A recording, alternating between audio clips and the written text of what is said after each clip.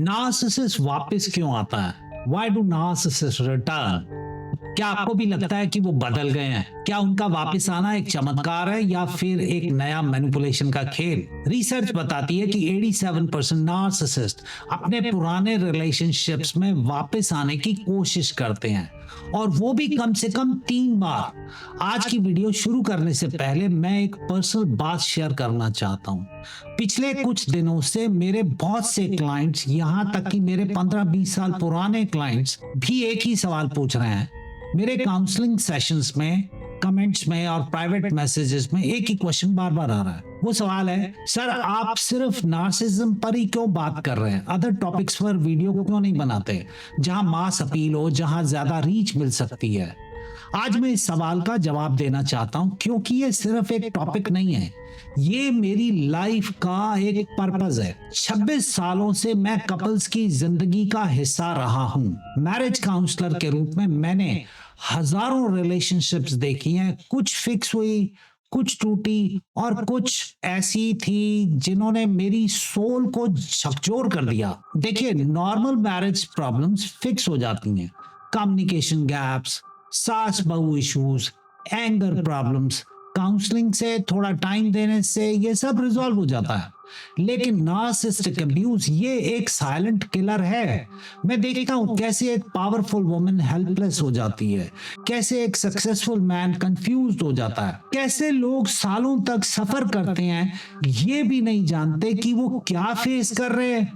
बच्चों की वजह से रुकी हूं, थोड़ा टाइम दे दूं, शायद मैं ही कुछ गलत कर रहा हूं या कर रही हूं। मैंने देखा है कैसे लोग अपने एक्सपेंसिव घरों में इमोशनल प्रिजनर्स बन जाते हैं। सोशल मीडिया पर परफेक्ट कपल्स की फोटो डालते हैं और रात को अकेले रोते हैं। यही वजह है कि मैं सिर्फ नार्सिसिज्म पर फोकस करता हूं, क्योंकि मैंने उन आंखों में वो पेन देखी है जो किसी को दिखाई नहीं देती।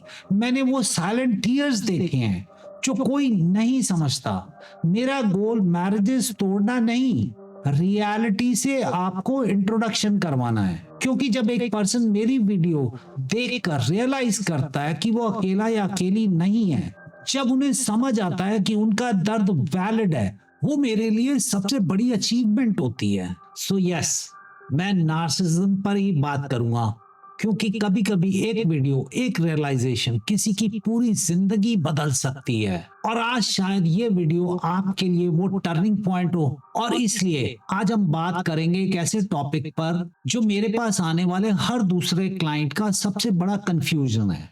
वो एक क्वेश्चन जो हर विक्टिम के माइंड में बार बार आता है, वो डाउट जो रात की नींद उड़ा देता है।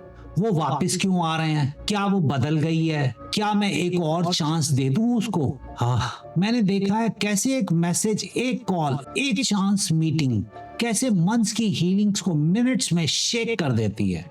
आज मैं आपको वो डीप साइकोलॉजी बताऊंगा जो एक नार्सिसिस्ट के रिटर्न के पीछे छिपी होती है। तो आइए जानते हैं नार्सिसिस्ट के रिटर्न के top reasons. Number 1 reason, success return. जब आप लाइफ में ग्रो करते हैं, करियर में सक्सेस मिलती है, पर्सनल डेवलपमेंट होती है या इमोशनली स्टेबिलिटी आती है, तब नार्सिसिस्ट एक्टिवेट हो जाता है। उन्हें आपकी सक्सेस थ्रेटन करती है और साथ ही अट्रैक्ट भी करती है। वो आपकी अचीवमेंट्स को अपना रिसोर्स बनाना चाहते हैं। जैसे मधुमक्खी खिले हुए फूल की ओर खींची चली आती है, वैसे ही नार्सिसिस्ट सक्सेसफुल पर्सन की ओर ऑटोमेटिकली अट्रैक्ट होता है। साउथ दिल्ली की एक एंटरप्रेन्योर ने डिवोर्स के बाद अपना फैशन ब्रांड लॉन्च किया। सोशल मीडिया पर ब्रांड की मैसिव ग्रोथ देखकर उनके एक्स हस्बैंड ने रिकंसिलिएशन प्रपोज की और बिजनेस पार्टनरशिप का ऑफर भी दिया।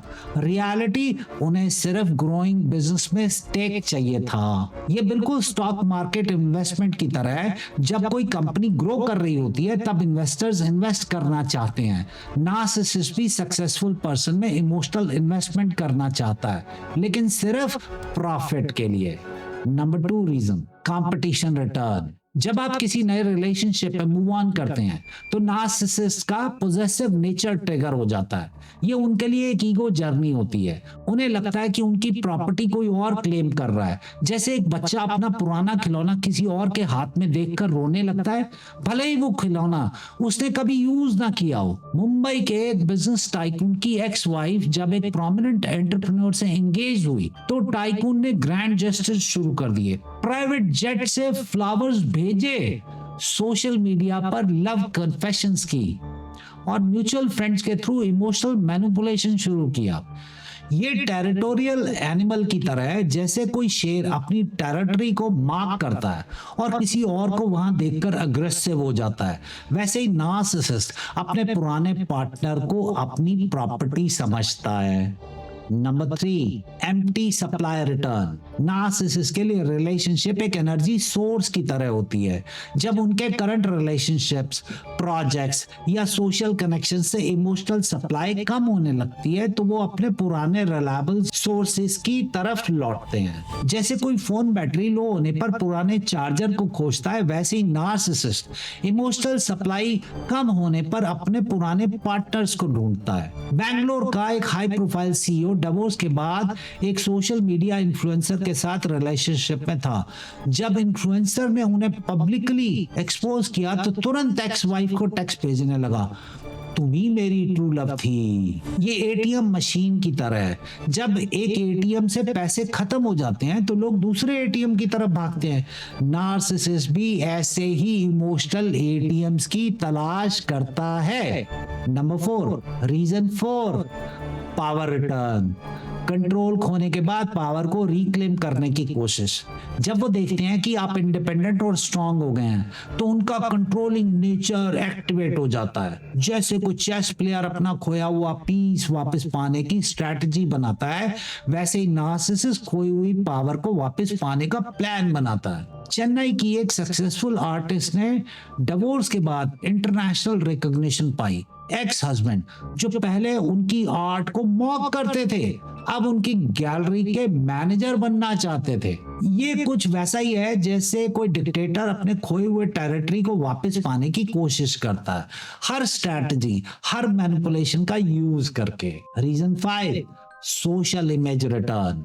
जब उनकी पब्लिक इमेज को बूस्ट की जरूरत होती है या सोशल प्रेशर बढ़ता है तो वो परफेक्ट रिलेशनशिप की इमेज क्रिएट करने के लिए वापस आते हैं। जैसे को पॉलिटिशियन इलेक्शन से पहले अचानक सोशल सर्विस करने लगता है, वैसे ही नार्सिसिस्ट सोशल इमेज के लिए रिलेशनशिप फिक्स करने की एक्टिंग करता है। दिल्ली के एक प्रोमिनेंट बिजनेसमैन ने कंपनी के आईपीओ से पहले एक्स वाइफ से रिकंसिलिएशन की कोशिश की। रीजन, इन्वेस्टर्स को स्टेबल फैमिली मैन की इमेज देनी थी। ये मूवी सेट की तरह है जहां सब कुछ परफेक्ट दिखता है लेकिन सब आर्टिफिशियल होता है। नार्सिसिस्ट भी ऐसे ही परफेक्ट रिलेशनशिप का सेट क्रिएट करता है। Number 6 reason for their return, financial return. Money या रिसोर्सेज की नीड होने पर वो फाइनेंशियली स्टेबल एक्स पार्टनर्स को टारगेट करते हैं। ये प्योर फाइनेंशियल स्ट्रेटजी होती है, इमोशंस नहीं। जैसे कोई मुसीबत में पड़ा इन्वेस्टर इमरजेंसी फंड्स की तरफ देखता है, वैसे ही नार्सिसिस्ट फाइनेंशियल क्राइसिस में एक्स पार्टनर को फाइनेंशियल रिसोर्सेज की तरह देखता है। कलकत्ता की एक वेल्दी बिजनेस फैमिली की सक्सेसर के एक्स हस्बैंड ने उनकी फैमिली बिजनेस में लॉसेस के बाद सडनली कांटेक्ट किया। लव मैसेजेस के साथ बिजनेस प्रपोजल्स भी थे। ये बैंक लोन की तरह है, जब रेगुलर इनकम सोर्सेस फेल हो जाते हैं तो लोग रिलायबल को साइनर की तलाश करते हैं। नार्सिसिस्ट भी ऐसे ही फाइनेंशियल बैकअप की तलाश में आपके पास वापस आता है। Reason number 7, validation return. जब नार्सिसिस्ट की सेल्फ वर्थ लो होती है या उन्हें ईगो बूस्ट की नीड होती है तो वो उन एक्स पार्टनर्स को अप्रोच करते हैं जो पहले उनकी बहुत एडमिरेशन करते थे, जैसे आप करते थे। जैसे कोई एक्टर पुराने फैन वीडियोस देखकर अपनी पॉपुलैरिटी फील करता है, वैसे ही नार्सिसिस्ट पुराने एडमायरर से वैलिडेशन पाना चाहता है। मुंबई की एक फेमस सोशलाइट अपने करियर में सेटबैक्स के बाद एक्स हस्बैंड को मैसेजेस करने लगी। वो वही एक्स हस्बैंड जिन्होंने हमेशा उन्हें वर्शिप किया था। रीजन, उनकी करंट सोशल सर्कल में कोई अनक्वेश्चनिंग एडमायरर नहीं था। ये मिरर की तरह है, जैसे स्नो वाइट की स्टेप मदर अपने मिरर से वैलिडेशन चाहती थी, वैसे ही नार्सिसिस्ट एक्स पार्टनर को इमोशनल मिरर की तरह यूज करते हैं। Reason number 8, boredom return. जब लाइफ में एक्साइटमेंट की कमी होती है या रूटीन मोनोटोनस लगने लगता है तो नार्सिसिस्ट ड्रामा और एंटरटेनमेंट के लिए पुराने रिलेशनशिप्स को डिस्टर्ब करता है। जैसे कोई बच्चा पुराने टॉयज को फिर से खेलने के लिए निकालता है, वैसे ही नार्सिसिस्ट बोरियत में पुराने इमोशनल टॉयज से खेलना शुरू करता है। Do you want to be their toy? Do you? Pune के एक रियल एस्टेट टाइकून हर कुछ मंथ्स में अपनी एक्स वाइफ को रैंडम मैसेजेस भेजते हैं। कभी रात के 2 बजे लव पोएम्स, कभी दोपहर में ब्रेकअप का रोना। प्योर एंटरटेनमेंट के लिए इमोशनल ड्रामा क्रिएट करते हैं। ये टीवी रिमोट की तरह है, जब करंट चैनल बोरिंग होता है तो लोग पुराने चैनल्स पर स्विच करते हैं। नार्सिसिस्ट भी ऐसे ही इमोशनल चैनल स्विच करता है। Reason number 9, why they will return? Revenge return. किसी और को हर्ट करने के लिए या जेलस करने के लिए वो आपका यूज करते हैं। ये प्योर स्ट्रैटेजिक मूव होता है जिसमें आप सिर्फ एक टूल हैं। जैसे कोई चेस प्लेयर किसी पॉन का यूज दूसरे पीस को ट्रैप करने के लिए करता है, वैसे ही नार्सिसिस्ट आपका यूज किसी और को हर्ट करने के लिए करता है। हैदराबाद की एक सेलिब्रिटी ने अपनी एक्स गर्लफ्रेंड को सिर्फ इसलिए डेट्स पर इनवाइट किया क्योंकि उनकी करंट पार्टनर ने उन्हें छोड़ दिया था। सारी डेट्स की फोटो सोशल मीडिया पर पोस्ट की गई। ये वारफेयर में बायोलॉजिकल वेपन की तरह है, जहां इनोसेंट सिविलियंस को दूसरे को हर्ट करने के लिए यूज किया जाता है। नार्सिसिस्ट भी ऐसे ही इमोशनल वारफेयर में आपका यूज करता है। Number 10 reason, future faking return. Grand promises और ब्यूटीफुल फ्यूचर की पिक्चर्स पेंट करके वापस आते हैं। वो सब कुछ प्रॉमिस करते हैं जो आपने हमेशा चाहा था लेकिन कभी मिला नहीं।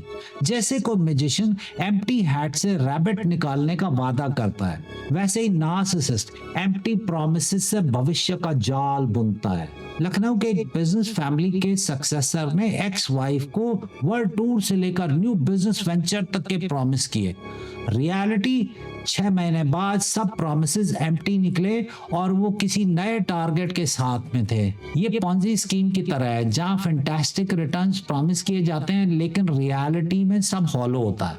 नार्सिसिस्ट भी ऐसे ही इमोशनल पॉन्जी स्कीम चलाता है। Now warning science, sudden excessive attention, past behaviours को मिनिमाइज करना, फ्यूचर प्रॉमिसेस की बारिश, गिल्ट ट्रिप्स का यूज, म्यूचुअल फ्रेंड्स का मैनिपुलेशन। हर मैसेज में मैनिपुलेशन है, हर रिटर्न में कैलकुलेशन है। अब हम समझते हैं, अब हम जानते हैं आवर शेयर्ड जर्नी। कल तक थे वल्नरेबल, अब पावरफुल बनेंगे। कल तक थे डिपेंडेंट, अब फ्री स्पिरिट बनेंगे। कल तक थे कंफ्यूज्ड, अब क्लियर माइंडेड चलेंगे। कल तक थे स्केर्ड, अब फियरलेस जिएंगे। आज मैं आपसे एक पर्सनल क्वेश्चन पूछना चाहता हूँ, प्लीज कमेंट्स में शेयर करें।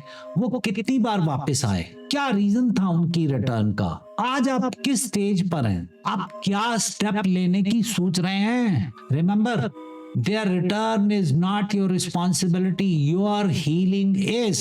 हमारी expert counselling team narcissistic abuse recovery और मैरिज काउंसलिंग में स्पेशलाइज करती है। Your next move video description में दिए गए एक्सक्लूसिव नंबर पर हमें कॉल करें फॉर योर कॉन्फिडेंशियल कंसल्टेशन।